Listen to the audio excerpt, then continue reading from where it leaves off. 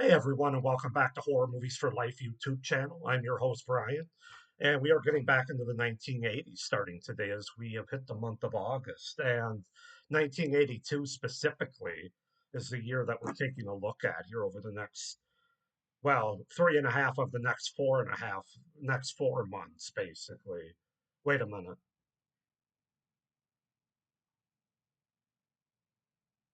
Yeah, three and a half over the next 5 months, I should say. My math isn't working. I'm not mathing too well. With that being said, the movie we're going to take a look at today, I purposely picked to open up 1982 because it's a movie, a slasher actually, that I'd seen before but hadn't reviewed on my channel. And that is from 1982, of course, the Slumber Party Massacre that I have on the Screen Factory Blu ray here. So, yeah, the Slumber Party Massacre. I'll show you the back so you can see there's some nice Scream Factory special editions there, some interviews, the making of, and then the typical theatrical trailers and all that kind of stuff. But, um, geez, excuse me, I got a frog in my throat. The Slumber Party Massacre, though, let's talk about it. I actually really enjoy this slasher. I'm just going to say that up front. In fact, I would say it's one of my go-to slashers when I'm in the mood for just to turn your brain off. Unapologetic, straight up slasher movie from the 80s. Slumber Party Massacre is going to be in my top five on that list. So let's get into it. The Slumber Party Massacre, also known as the Slumber Party Murders in the United Kingdom, is a 1982 American slasher film produced and directed by Amy Jones and written by Rita Mae Brown. That's right. This is a movie written, produced, and directed by women. So that's interesting. That's one thing that sets it apart from other slasher movies, especially during this time. It is the first installment in the Slumber Party Massacre series and stars Michelle Michaels, Robin Style, and Michael Villela. The film follows a high school senior who gathers her friends for a slumber party, unaware that an escaped power drill wielding killer is loose in the neighborhood. The film was originally written by Brown as a parody of the slasher genre, but was shot as a straightforward horror film instead. I would I think it's both, but we'll get more into that later. As a result, it contains more humor, both intended and unintended, than usual for the genre at the time. That's true. So basically, the movie opens in Venice, Los Angeles. Trish Deverex, an 18-year-old high school senior, decides to throw a slumber party while her parents are away. Their neighbor, Mr. David Content Contant is given the job of checking on the girls.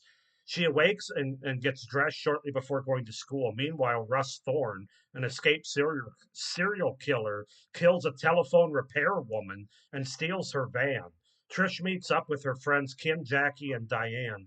She invites the new girl, Valerie, to her party, but she declines the offer. After school, one of her classmates, Linda, goes back into the school to retrieve a book she gets locked inside. She is attacked and presumably killed by Russ, armed with a power drill.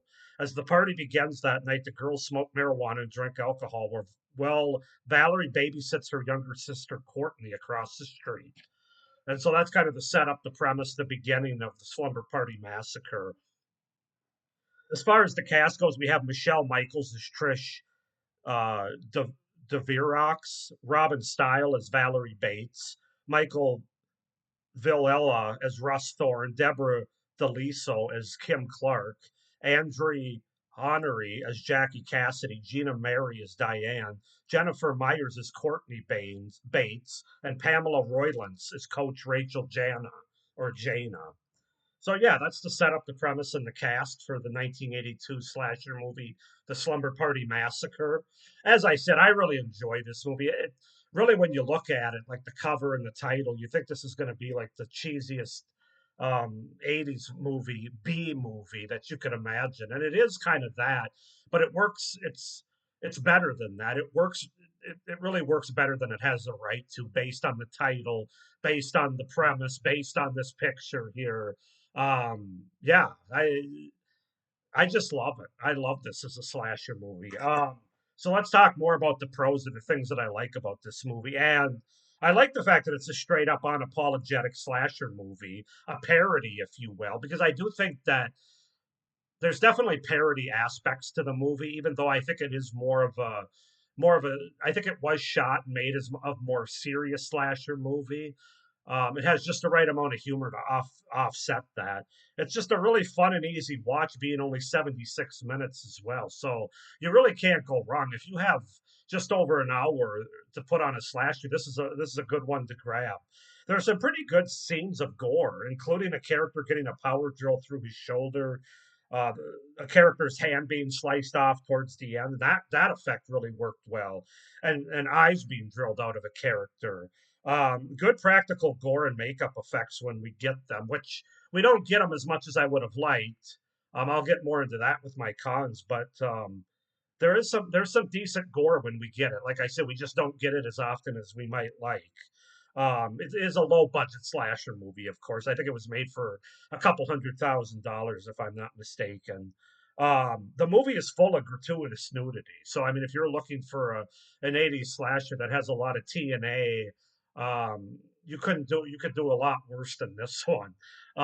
Surprising probably because it's written, produced, and directed by women, but the director basically admitted it's a Roger Corman production, so she knew what was going to be necessary. I mean, it wasn't her idea to shoot all that nudity. And there's one scene early in the movie that typifies this more than anything, and that's in a women's locker room where the girls are just lined up taking showers, and the camera's zooming up and down, round and round on them to see their back sides, to see their front sides, at least the top of their front. I mean, it's the most gratuitous scene in any kind of 80s horror movie that you're ever going to find, in my opinion. But fantastic. Um, but yeah, I just wanted to throw that out there because I know that'll be a pro to a lot of guys, a lot of people in general. It was very much a product of its time. That's just kind of what you had to have in a slasher movie during this time. Um, but yeah, it's just a shower scene conversation with interesting dialogue and just the camera panning up and down these naked girls. I didn't mind most of the characters in this movie. I didn't find any of them overly annoying or terrible. I'm not going to say they were the best written characters or certainly the best acted characters in the world. But for a slasher movie, a low budget from this time frame, I thought it worked. I thought the characters were relatable. I thought some of the dialogue, while being cheesy and not always working, I thought it was one of the better written slasher movies, um, and very well directed, frankly. Um, so yeah, I actually like the characters in this movie. Like I said, even though they're not terribly deep or terribly well acted, they're for this kind of movie they fit, they work. I really enjoy the humor mixed in here. Like I said, like it said at the beginning, this was originally written as a parody of slasher movies during this time. And there are moments in there that definitely have that because there's some bad decisions being made. There's just your typical cat jumping out of the closet tropes, the fake jump scares, the let's split up, let's all the tropes that go along with horror, with slasher movies, especially from this time, are there. And it has humor in it, but it's not a joke of a movie. I think that's the best way to distinguish it. It's 70% of this movie, I would say, is shot straight up for serious slasher vibes, and there's about 30% of it that they trickle in, they intermingle humorous scenes that really work well, and that balance that they have of the serious horror and slasher elements with the humor and the parody is the best thing about this movie, in my opinion. I mean, I absolutely love it. I think they knock it out of the park in that regard. It's not, I wouldn't describe it as a horror comedy, though you could. I would say it's more of a unique horror slasher parody movie. And I hate to even say parody because a lot of it isn't parodied as much as what they originally written it for. So I just absolutely love that aspect of it. Also, we got to talk about the killer here. The killer here, Russ Thorne, played by Michael Bilella. I thought he was fantastic in this movie. He doesn't actually say anything till the end of this movie, and then the lines that he does say, I think, really work. They add to the creep factor of his character in this movie. Um, but just the look of him, the way he walks, the way he moves. In an interview with him, he talked about playing like a peacock killer, like he walks like a peacock basically in the shadows and everything. And of course, you also have to talk about his tool of killing, which is the cordless power drill. Killer power drill. Man, I'm having trouble getting the words out of my mouth today. Um, it's a very unique it's a very unique weapon, and it's not by accident that it's a power drill that has a drill about that long, because it's very phallic for this kind of movie. And even the director mentioned that it was used on purpose for fallacy reasons, Amy Jones. And at one point towards the end of the movie, this drill gets cut, neutered, if you will, figuratively and literally. I just thought that was a great phallic symbol. She talked about it. It's basically like the scary objects coming near young ladies.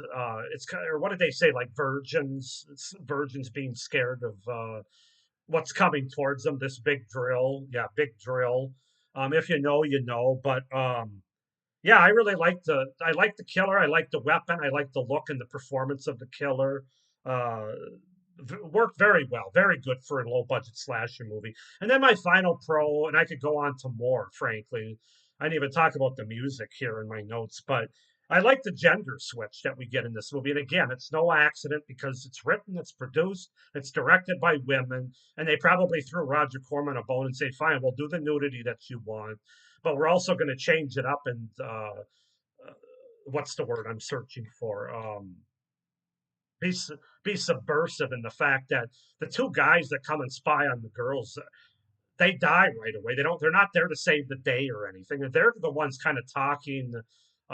They kind of have the dialogue like the girls usually do, like the gossiping kind of thing. They get killed pretty early into the night. It ends up being the women that save the day or save themselves, a couple of them anyway, not all of them. I just thought that that gender switch there really worked. They don't pound it over the head with you. It isn't I am woman, hear me roar kind of thing. The way it's done is very effective, very good. Yeah, I thought that was very interesting. So well, you can say this is a very straight up, generic paint by numbers slasher movie. I actually think there's more to this um, than the surface would have you believe.